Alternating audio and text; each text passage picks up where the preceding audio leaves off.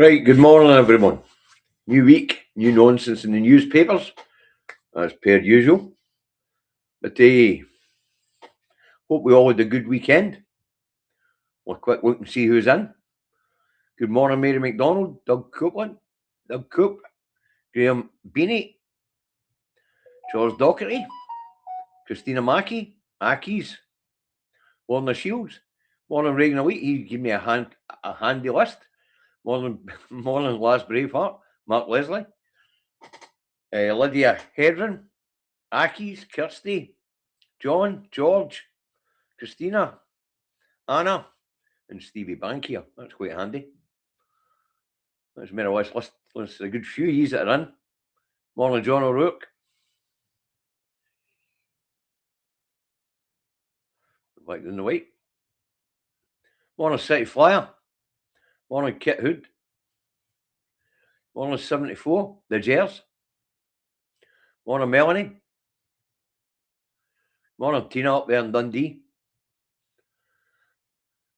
Anyway, folks, I hope you had a good weekend. Right after the show this morning, I've got a couple of phone calls to make, and then I'll be off to the bank to distribute £1,800 of your money to 3 organisations who specifically have facilities that cater for babies, baby banks.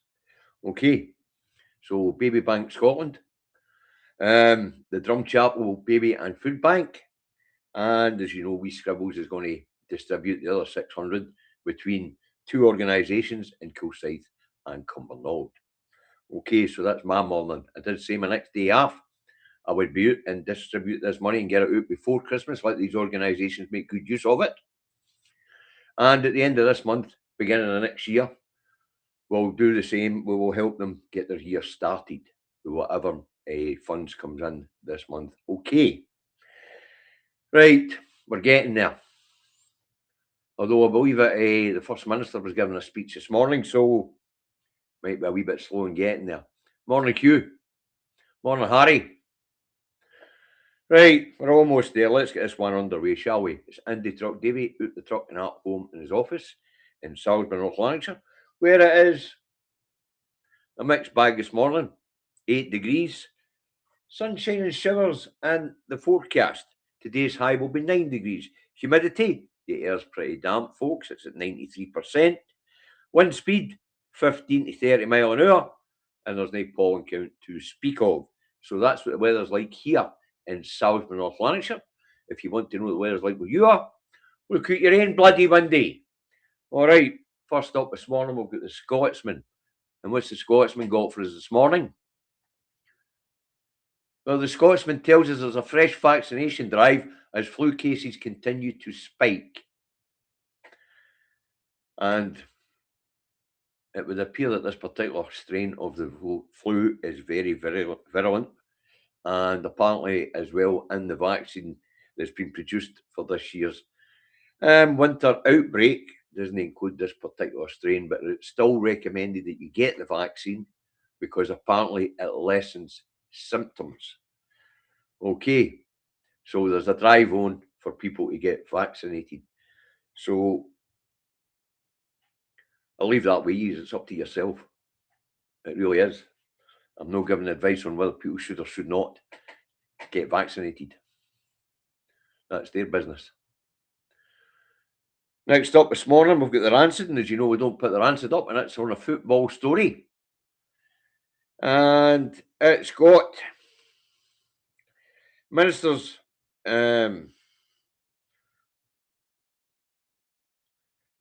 US World Cup pub promise. Cheers.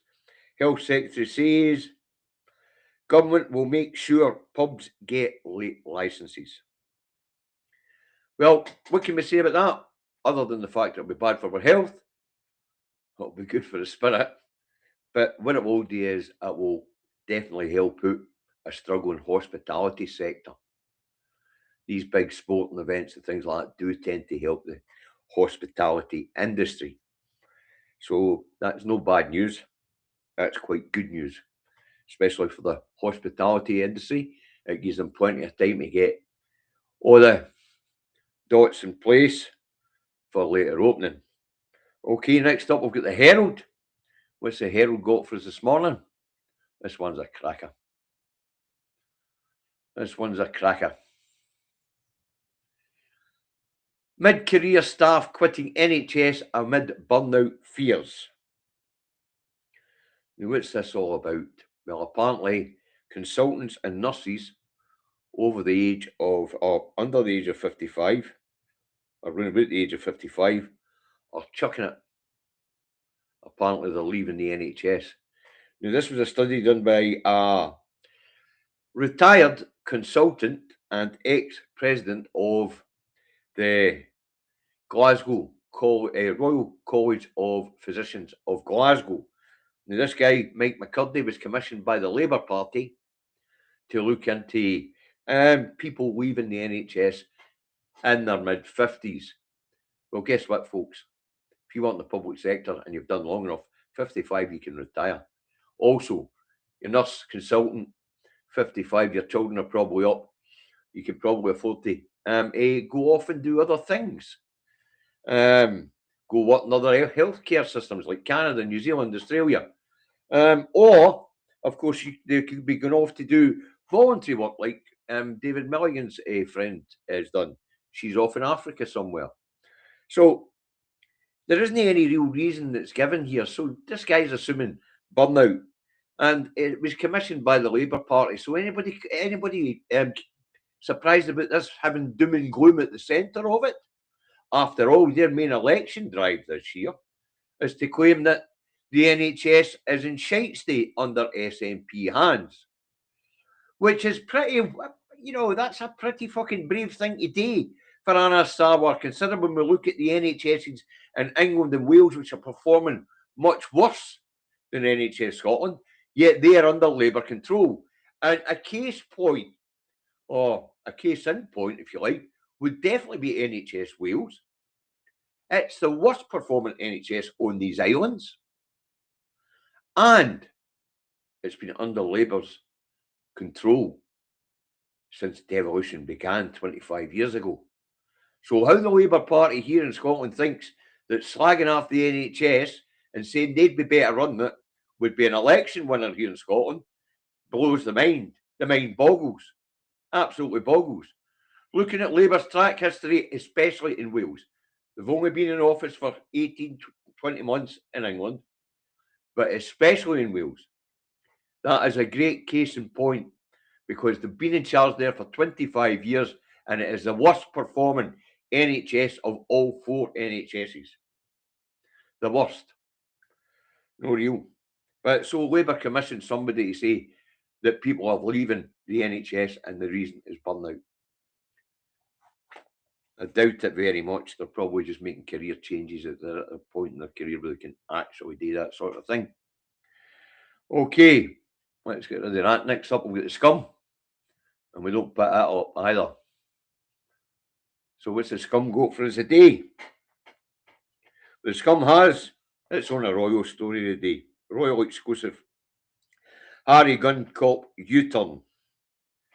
Home Office reviews guard ban and could pave way for King visit. So what's this all about? Well, Harry's the most popular of the royals. And the royals are flagging. The movement to get rid of them, the archaic institution that is the royals, is pretty big right across these islands. And Charles and William are about as popular as a dose of the clap. But Harry apparently is quite popular, so bring him back in the fold to try and shore up their flagging public image, especially after the Andrew carry on. But as I keep saying here, Andrew wasn't the first paedophile prince. That was Charlie with his best pal Savile. I think we've all got short fucking memories. And of course, we know that Charlie is an adulterer. We know that for a fact. His current wife is who he was having an affair with while he was married to Diana. So morally, the institution is bankrupt. its popularity is bottoming out with calls for the institution to be abolished. So it looks like Harry's been drafted back in to try and shore up their failing public image. Okay, so that's the nonsense and the scum. What's after the scum? We've got the fail. What's the fail got for us this morning? Oh. The Daily Fail has. Public no longer trust NHS over dementia care. Damning poll finds only 1 in 4 are confident they've received good treatment from the health service if diagnosed. Now, I read this story and there was a few questions came up. Question number 1, who was polled? Question number 2, which NHS are they talking about? Question number 3, who commissioned the poll? And as I say, because it doesn't make any sense here in Scotland, this particular a headline. Who's NHS? Which country was the polling done in? Who commissioned the poll? The reason why this doesn't fit here in Scotland is because, unlike England, here in Scotland we have something called integrated social care. So everybody's entitled to social care. And everybody gets social care, including dementia patients. So I was a wee bit confused about this one this morning. Whose NHS are they talking about? What we do know is that down that road, because of the 2012 Health and Social Care Act, the government's no longer responsible for the health of the population of England and Wales, and they haven't put social care in place. They've left that to the local authorities, who have been starved of finances. So I'm not sure where this polling was done, or who did it, or who commissioned it. Oh, I do know who commissioned it. Sorry, it was the Fail. The Fail commissioned it. It's probably talking about England's social care system, because here in Scotland we do have a social care system, an integrated social care system. Okay, but as I say, that's how it's done. There are 4 NHSs. Don't mention what one it is. Just generalise across the board. That's how propaganda is done, folks. That's how it's done. So if you're here in Scotland, you're reading that, you think it's here. Is it? If you're in Wales and you see that, you think it's Wales. Is it?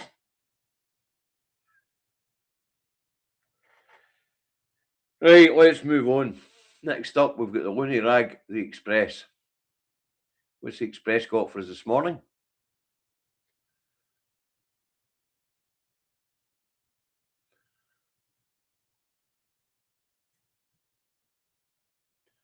The Express has. Charity calls for swift action after rise in unregistered emergency care places. Loophole gives grooming gangs easy access to children. Now, once again, I've read this morning and I thought, okay, where are these loopholes and in whose social care system? We've got 3 legal systems, 4 social care systems, and 4 sets of regulations govern social care. So whose social care system has got the loophole to allow to give grooming gangs easy access to children? Which jurisdiction is this in? But once again, it's very, very vague, folks. So there isn't the answer to that question. We don't know whether it's the social care system in Wales that's got this carers loophole. We don't know whether it's here in Scotland that's got that loophole.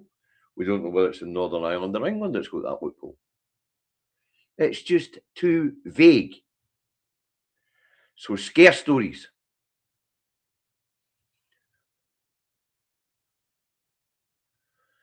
Get rid of the loony rag then. And next up, we'll get the Times. What's the Times got for us this morning?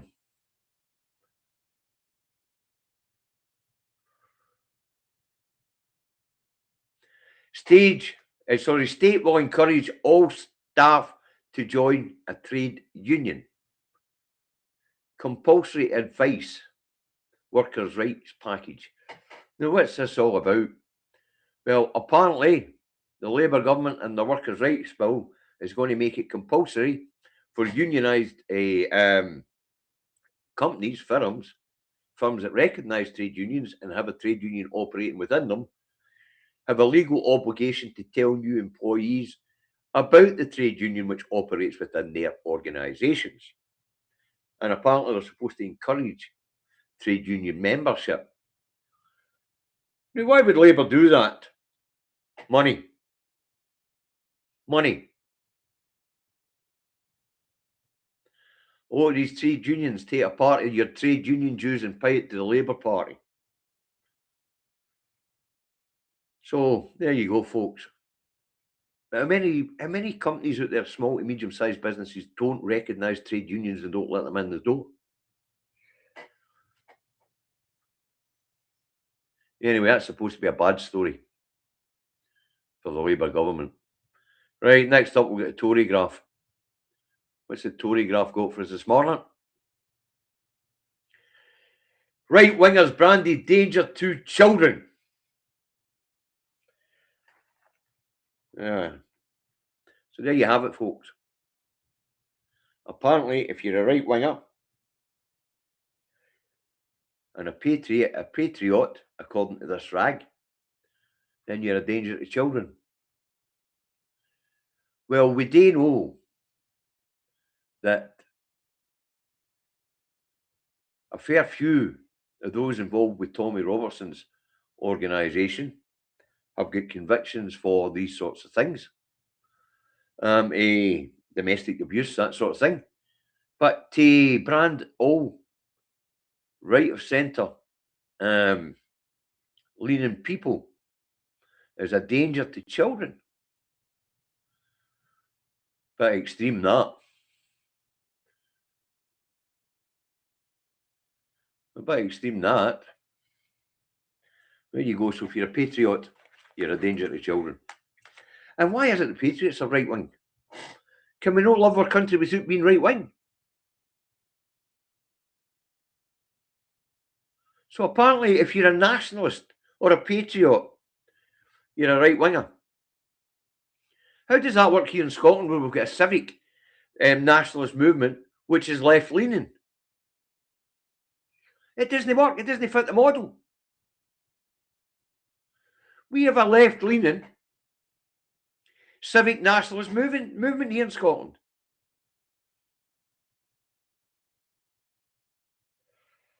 Ah, well. As I say, a bit weird, that one. Right, next up we'll get a national. What's the national go for us today? Talking about the right wing, folks, this afternoon we will be talking about the political philosophy and ideology of fascism. Okay. Right, next up in national, let's get it up. Reform switch peer racks up expenses of 34K, and apparently that was in just 7 months in the House of Lords. Now, this is the news that Lord Offord has jumped for the Tories too. Reform UK. Now, why would Lord Offord do this? Well, because the other unionist parties here in Scotland are no looking at a threat. And Lord Offord runs a company called Akanshi, which specialises in making rogue states and rogue organisations look good in the public's eye.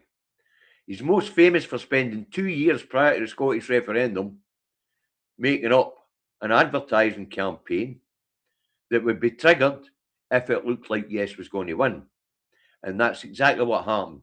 For 48 hours before the referendum, this guy, Lord Offord's adverts made by Akanshi advertising were played on every single channel, including the BBC, which doesn't do ads, across Scotland. And you'll remember it, it was the so-called grassroots movement, No Borders. And Lord Offord appeared in our screens every 20 minutes telling us the union was a lovely cup of chocolate, hot, warm, and comfy chocolate. So that's why he's moving to reform, because they've just got a whack of money, 9 million quid, and they can afford to hire a Kanshi to run a campaign to get reform elected in Scotland.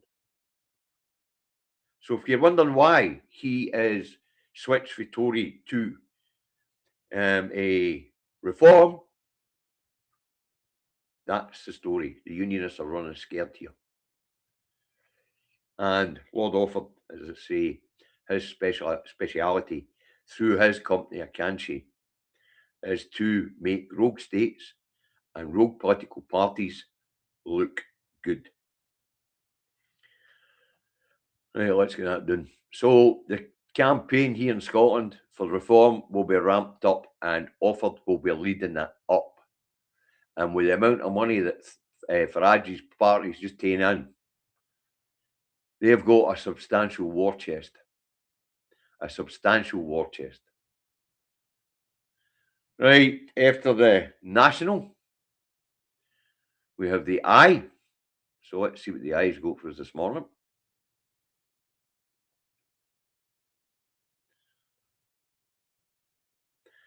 By European. Plan will breach trade deal with UK, Brussels told. We're also being told that this particular campaign in Europe to have European Union member states buy from each other will close the UK's businesses out of the European market. What a load of bollocks. What a load of bollocks. The thing that locked UK companies out of the European market was Brexit. And how having an ad campaign within the European Union, encouraging people to buy within the European Union, would breach the trade and the trade agreement with the UK. The mind boggles. Absolutely boggles. This is bullshit and propaganda. What a lot of nonsense. So that was the I. Next up, we'll get Metro. And what's the Metro off on the day? Armed police comb airport after 21 hurt in pepper spray attack chaos at Heathrow. And apparently some nut job in a multi-storey car park in Heathrow was spraying pepper spray. Somebody's been arrested. And apparently 21 people, as well as a 3-year-old child, were hurt. And there you go. So there was chaos at Heathrow. Well, in a car park in Heathrow anyway. I'll take that down. You come fair enough, Charlie, can't? Getting big. So he is. Turning out to be a bit of a tiger. So he is. Right. I just lose one paper. I did say there was a lot of nonsense in the press today. But there always is. But we're used to it now. We're prepared for it. So, and apparently a very a big deal is in TV circles. Finished last night, according to the next rag up. So we'll get it up and have a wee look. We'll get this one wound up so young Ray in a week can get his show underway on time for a change, because I might take up some of his minutes. And the Metro. Oh, we've already had the Metro. Wrong one. We're looking for a star. What's the star got for us this morning? Red Hot Fave wins Jungle. King angry Ginge. Don't panic, it's not Harry. Why would we panic about Harry? These people like to think that the Royals have an impact on people's lives. They're fuck. They're irrelevant. Anyway, now for a double act with H. Now, I've got no idea who this young man in the picture is. I've never seen the bloody programme, and I have no idea who H is or why they'd be having a double act. So if that's of interest to you, I'm afraid you're going to have to go and look it up yourself, because I haven't got a fucking Scooby what any of that's about. That's just odd double Dutch to me. Right, as I say, folks, I've got a couple of phone calls to make, and then I'll be out the door, because I did say in my next day off I'll be getting this money out to these organisations so that we can utilise it before Christmas. So, true to my word, I'm going to get myself out the door after I've made these couple of phone calls. So, by the time I come round, by the time I come to speak to you this afternoon at 4 o'clock, I'll have got the Two Davies bank account emptied, and these organisations will benefit greatly before Christmas, which is a great thing, because that's why we do it. We do this to help our communities, and at this time of year, it's more important than ever. All right, now I'll be back at 4 o'clock this afternoon, folks. I haven't written anything yet, but I'm sure I'll have plenty to say. I normally do. So, you lot, have a good morning. Enjoy the afternoon. See you 4 o'clock. Don't be late, or you're on the naughty step. Bye for now.